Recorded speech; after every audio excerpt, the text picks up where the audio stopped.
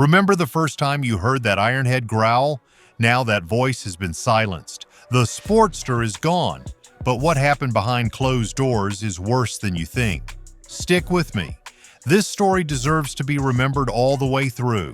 The middle finger on two wheels, in 1957, fired the opening shot in a transatlantic street war. That year, the now legendary Sportster was born, and it wasn't built for diplomacy. It was raw, it was loud, and it didn't just roll off the line, it exploded onto the scene. With the XL Sportster, Harley wasn't merely expanding its lineup, it was throwing down a gauntlet, flipping the bird to the refined British bikes that were starting to flood American roads. Triumph, BSA, and Norton came in with polished chrome, lightweight frames, and engines that purred. Harley answered with a snarl, the Ironhead. The Ironhead engine didn't whisper, it roared.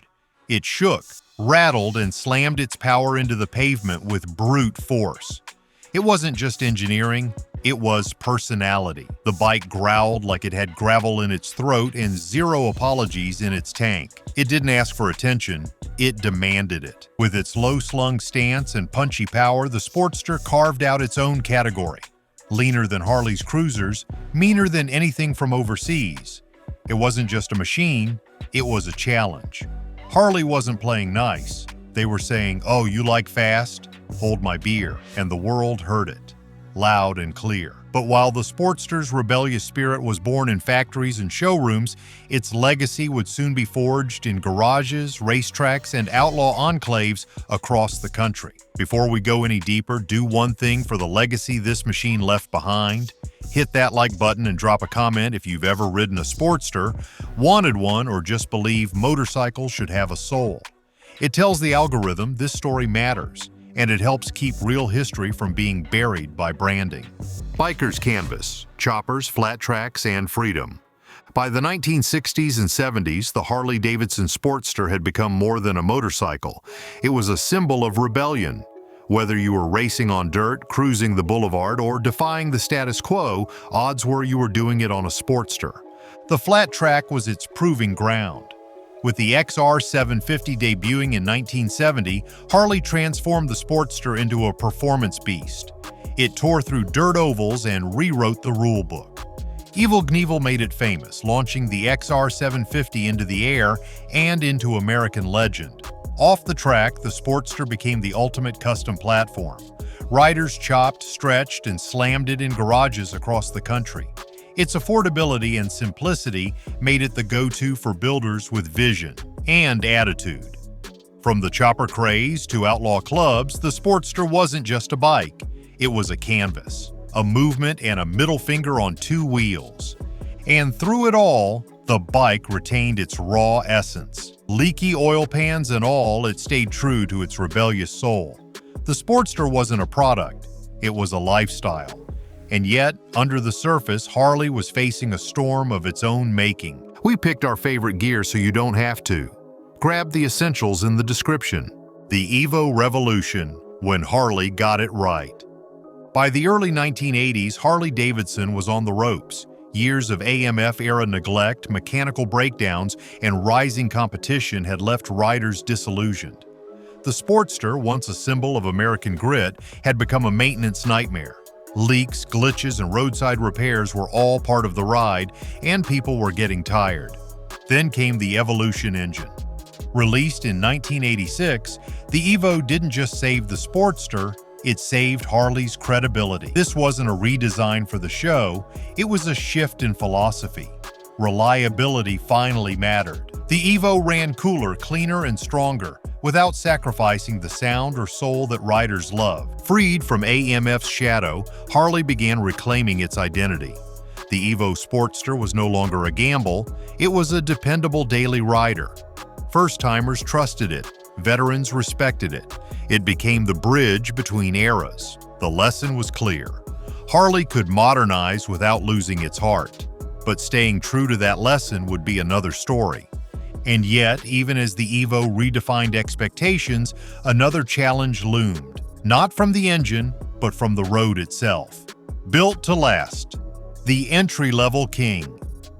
In 2004, Harley-Davidson made a subtle but game-changing upgrade to the Sportster, rubber mounting the engine. It sounded minor, but for riders it was a revelation. The bone-rattling vibrations were tamed, just enough to ride longer without a trip to the chiropractor, while keeping the bike's signature feel intact. This version hit a sweet spot. For over a decade, the rubber-mounted Evo Sportster became the gold standard for new riders, budget buyers, and diehards alike. It was low, light, affordable, and unmistakably Harley. Easy to ride, but never boring, it welcomed beginners without sacrificing attitude. The used market loved it. Sportsters were ridden hard, customized, and passed down, often through generations. Few bikes matched its resale strength or aftermarket support, but inside Harley's boardrooms, success began to breed impatience. Profitable? Yes. Modern? Not enough. And so the planning began for something sleeker, riskier, and very different. A replacement was coming. Because just as the Sportster had once risen to dethrone the Brits, it was now Harley's own leadership that would bring about its end. The Euro 5 guillotine. The Sportster wasn't killed by a rival. It was killed by regulation. In 2021, under pressure from the European Union's strict new Euro 5 emission standards, Harley-Davidson quietly pulled the Sportster from European markets. Not because riders didn't want it, not because sales were down, but because the Evo engine couldn't comply. Euro 5 demanded lower emissions, smarter fuel management, and quieter exhausts. Other manufacturers had prepped for years. Harley hadn't. The beloved Evolution engine, simple, loud, and iconic, was never built for this level of regulation. Updating it would have meant a full redesign. Harley passed, so the Sportster disappeared from Europe without fanfare. In France, Germany, and the UK, fans watched a legend vanish. Not in a blaze of glory, but under a mountain of paperwork. Harley didn't just lose regulatory ground, they lost cultural ground. By clinging to nostalgia and ignoring innovation, they surrendered one of the world's most loyal audiences. But while Harley was retreating from foreign streets, another brand was preparing to march right into its abandoned territory. The challenger rises. Indian Scout makes its move. While Harley-Davidson clung to aging designs, Indian Motorcycle did the unthinkable. Built the cruiser Harley wouldn't. The Indian Scout didn't just compete with the Sportster, it eclipsed it. Lighter, faster, and smarter, the Scout delivered performance without sacrificing soul. It felt modern, not manufactured.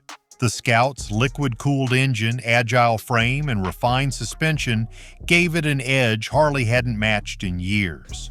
Younger riders noticed. The styling still screamed American muscle, but the ride felt tighter, fresher. Built for today, not yesterday. For anyone eyeing a Sportster, the Scout made a bold offer. More bike, fewer compromises. Indian didn't chase Harley's past. It leaned into the future, and it worked. 20-something riders showed up. So did seasoned vets, tired of waiting for Harley to evolve. Where the Sportster hesitated, the Scout charged forward. It wasn't nostalgia that made Indian's comeback stick. It was momentum. Wrapped in metal and ready to ride. Harley, perhaps recognizing the threat too late, scrambled for a response. But what they unveiled wasn't a true counterstrike. It was a mutation, and it came with a name that many felt had no business being attached to what rolled out next. The wrong bike at the worst time, Sportster S arrives. When Harley-Davidson launched the Sportster S in 2021, they expected celebration. Instead, they got backlash. This wasn't the Sportster riders knew. It looked different, it sounded wrong, and it rode like something entirely foreign. What Harley billed as evolution felt like abandonment. At the heart of it was the Revolution Max engine. Water-cooled, high-revving, and packed with tech. Rider modes, digital screens, cornering ABS, features that read more Ducati than Harley. Gone was the air-cooled rumble, the grit, the simplicity. Even the exhaust looked like sci-fi cosplay. The issue didn't change, it was misbranding. If this had launched as a new line, fans might have welcomed the innovation, but calling it a Sportster rewrote history and disrespected the legacy. Many longtime Harley riders walked away. Not because they feared progress, but because this wasn't it. At a moment when Harley needed a revival, they delivered a reboot no one recognized or wanted. But this wasn't the first time Harley tried to fight for control of its legacy in the wrong way. In fact, decades earlier they'd waged a very different kind of battle, one over sound. The sound of a lawsuit. In the mid-1990s, Harley-Davidson tried something bold, trademarking its sound. That deep potato-potato exhaust note wasn't just noise, it was identity. So Harley filed to make it theirs legally, claiming their V-twin rumble was distinct enough to protect. At the time, competition from Japanese brands like Honda and Yamaha was rising fast.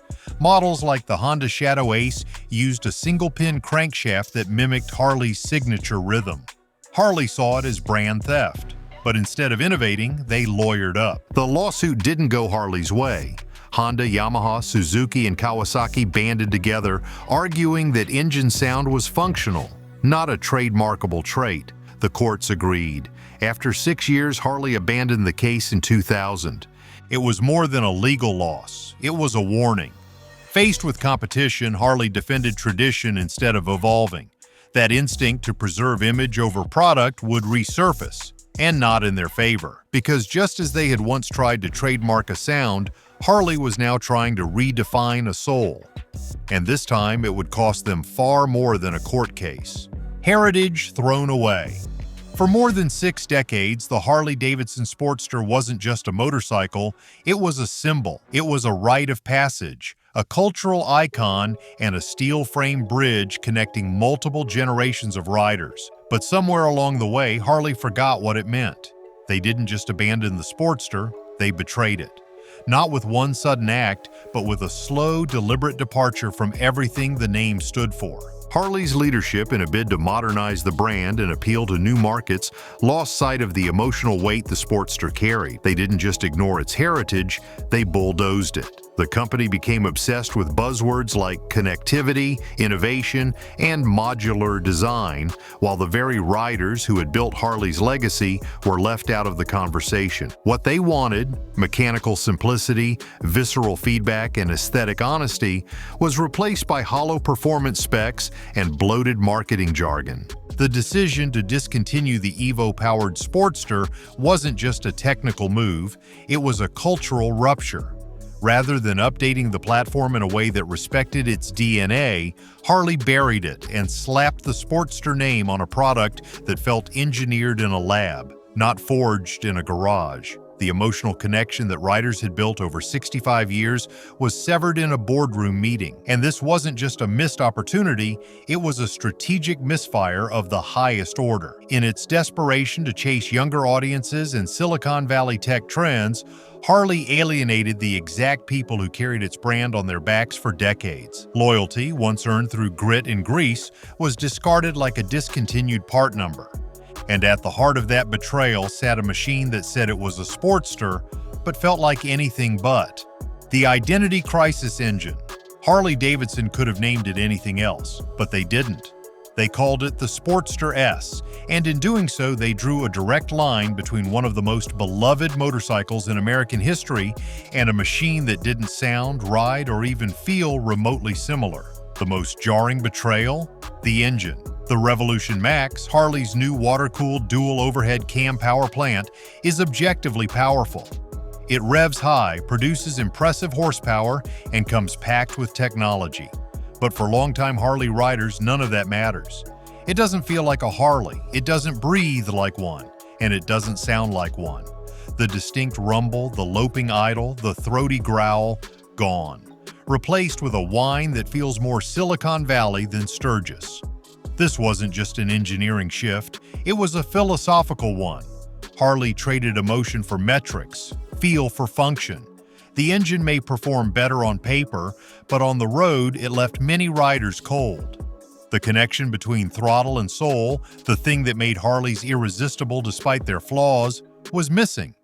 And the backlash wasn't just from older riders. Younger enthusiasts, drawn in by the authenticity of the Evo-era Sportsters, also felt the disconnect. They didn't want a cruiser that behaved like a sport bike. They wanted torque at the bottom, rumble in the chest, and a machine that made them feel like part of a lineage. Instead, they got something that felt assembled by committee. The irony is cruel. In trying to modernize, Harley erased the very thing that made its bikes timeless. And nowhere was that more evident than in the design and experience of the Sportster S itself. Buttons, plastic, and the death of simplicity. When riders first saw the Sportster S, reactions were instant and skeptical. The proportions felt off, the exhaust looked massive, and the overall silhouette didn't scream Sportster. But the issue went deeper than design. Harley tried to modernize with tech, and in doing so created something that felt more like a gadget than a motorcycle. Cornering ABS, ride modes, drag torque control, these features belong on sport tourers, not on a bike known for its simplicity. The Sportster had always been raw, wrenchable, and real. The S model buried that in plastic panels, digital menus, and rider aids no one asked for. Even the materials felt foreign. Steel gave way to plastic. The tank looked like a speaker. Nothing was tactile or intuitive. Riders didn't connect, they navigated settings. In chasing a new market, Harley broke the bond that made the Sportster legendary. This wasn't evolution. It was over-design, aimed at someone who never truly loved motorcycles. But by the time Harley realized what they had built, it was too late. Because even if they wanted to fix it, they couldn't go back. The bike that can't be fixed.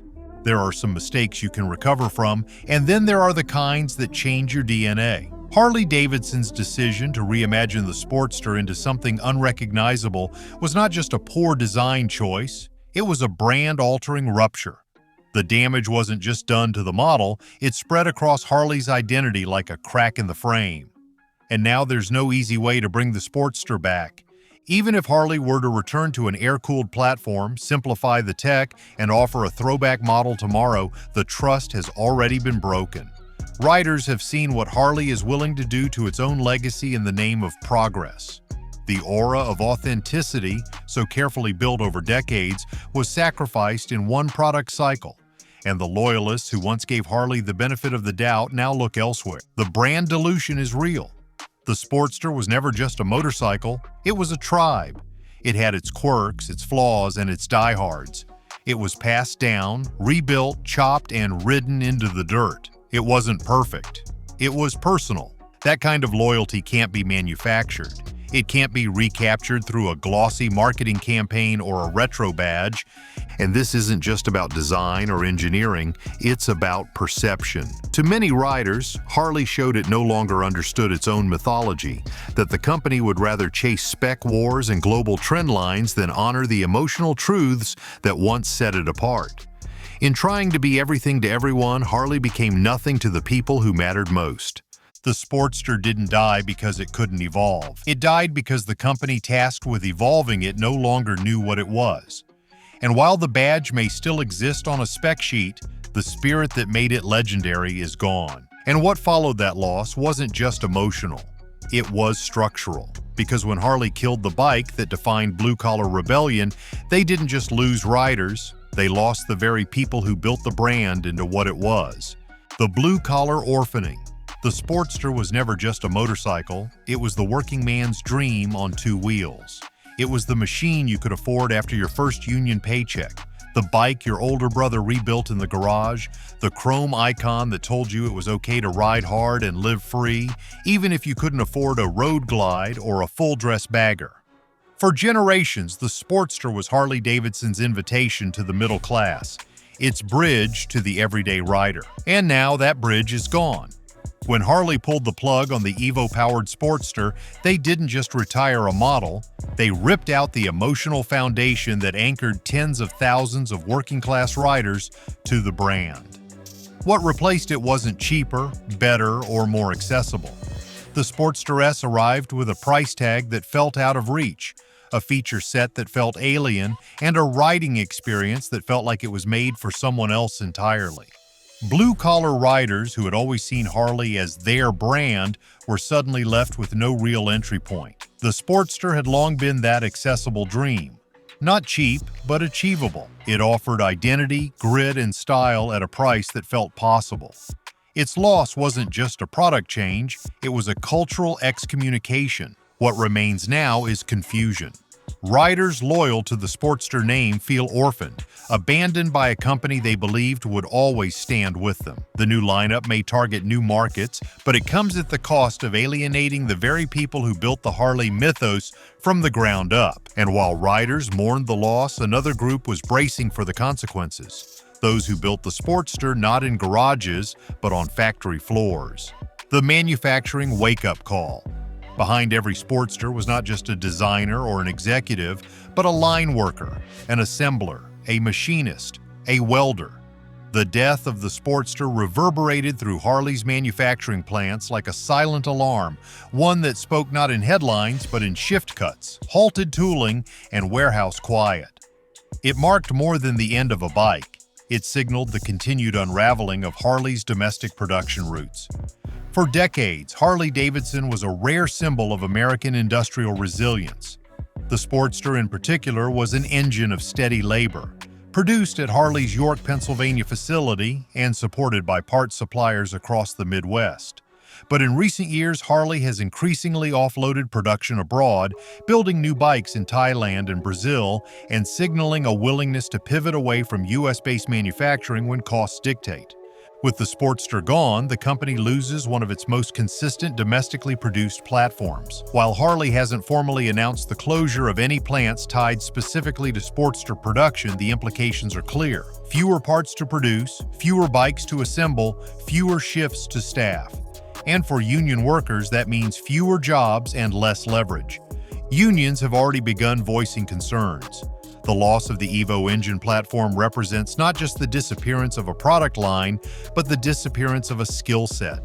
Decades of institutional knowledge, of tuning, assembling, and maintaining Harley's classic architecture are suddenly rendered obsolete. These aren't just numbers on a balance sheet. These are livelihoods, histories, and crafts being erased in real time. And while the production shifts quietly in the background, Wall Street is watching with a different kind of anxiety, the kind that measures damage not in people but in percentages. Wall Street doesn't ride. The market doesn't care about legacy, it watches for signals. And when Harley-Davidson killed the Sportster, it sent a troubling one. Investors didn't see a bold pivot, they saw a brand in an identity crisis. The Sportster was a reliable profit engine, low-cost, high-margin, and dominant in the used market. Its removal left a financial and strategic gap. The replacement, the Sportster S, hasn't helped. It's expensive, niche, and divisive, failing to capture the broad appeal investors rely on. Worse, Harley's larger strategy feels scattered. One quarter, it's luxury touring. Next, international growth. Then electric ambitions rise and fall with projects like Livewire. There's no clear direction, just reactive shifts. Meanwhile, rivals are surging. Indians deliver power and value. Royal Enfield targets the growing mid-weight market. Even Zero is solidifying its electric niche. As competitors move with purpose, Harley looks hesitant, reacting, not leading. And that's exactly the kind of signal Wall Street hates. And now, with the Sportster gone, the company has lost not only a pillar of its past, but one of the last stable anchors in a turbulent future. Which begs the question, if Harley won't carry the torch for the middleweight cruiser, who will? If you've stuck with us this far, you're not here for nostalgia, you're here for the truth. Subscribe now, because what comes next will shake Harley's foundations even harder. The throne is empty. Who takes the crown now? The middleweight cruiser throne is now vacant, and the race to claim it is accelerating fast. For more than 60 years, that crown belonged to the Harley-Davidson Sportster. It was the working man's icon, a rebellious gateway to the Harley lineup, and a cultural fixture on American roads. But with the Evo engine retired and the Sportster name diluted by the divisive Sportster S, Harley has left the door wide open, and everyone else is walking through it. Indians are striking hardest. The Scout and Scout Bobber aren't just rivals, they're replacements. With better tech, stronger performance, and styling that resonates with new generations, they're doing exactly what Harley once did, selling muscle, identity, and pride in a single machine. Royal Enfield is climbing fast too, with its Interceptor 650 and Continental GT offering affordability, charm, and mechanical purity at a global scale. Then there's Triumph, The Street Twin, Speed Twin, and Bonneville lines blend heritage and innovation effortlessly, something Harley failed to balance. Even Chinese and electric upstarts are in the fight now, offering performance without legacy constraints. The death of the Sportster didn't just end a model, it left behind a power vacuum, and whoever fills it next will define the future of the American-style cruiser. So yes, the Harley Sportster is officially dead. But this wasn't just the end of a motorcycle, it was the end of an era, a blueprint, a bond between machine and rider that can't be engineered back into existence. And now, the throne is empty, the factory floors are quieter, and the riders who once found freedom in something raw and imperfect are left searching for a home that no longer exists. Harley let the Sportster die. But while they walked away from their most iconic model, someone else was building a bike that costs less, performs better, and isn't afraid to challenge giants. Click now to see the $2,000 motorcycle that's exposing just how far Harley has fallen. And if this story hit home, like, comment, and subscribe. The truth doesn't ride quietly.